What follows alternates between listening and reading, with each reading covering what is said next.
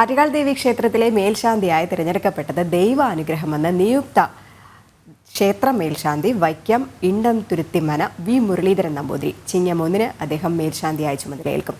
ശബരിമലയിലടക്കം വിവിധ ക്ഷേത്രങ്ങളിൽ മേൽശാന്തിയായിരുന്നു V Muraleedharan Namboothiri. 2004-ൽ Sabarimala മേൽശാന്തിയായി ഇണ്ടംതുരുത്തിമന V Muraleedharan Namboothiri തെരഞ്ഞെടുക്കപ്പെട്ടിരുന്നു.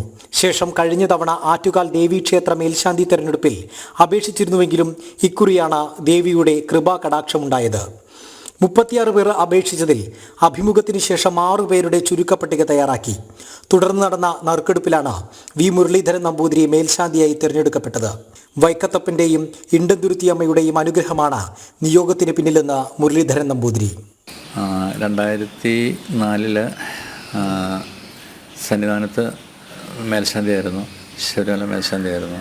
അതിനുശേഷം ദേവസ്വം ബോർഡിൽ നിന്ന് വിരമിച്ചതിന് കഴിഞ്ഞ വർഷം ആദ്യമായിട്ട് ആറ്റുകാലിൽ അപേക്ഷിച്ചു.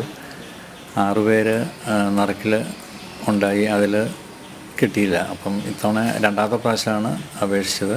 ഇതിൽ രണ്ടാമത്തെ പേരിൽ തന്നെ കിട്ടുകയും ചെയ്തു. അത് വളരെ സന്തോഷമായി. ദേവിയുടെ ഒരു വലിയ അനുഗ്രഹമായിട്ട് ഇണ്ടംതുരുത്തിയമ്മയുടെയും മിക്കത്തപ്പൻ്റെയൊക്കെ എല്ലാം വലിയൊരു അനുഗ്രഹത്തിൽ കൊടുത്തപ്പൻ്റെ എല്ലാ ദേവന്മാരുടെ ഒരു അനുഗ്രഹമായിട്ടത് കണക്കാക്കുന്നു.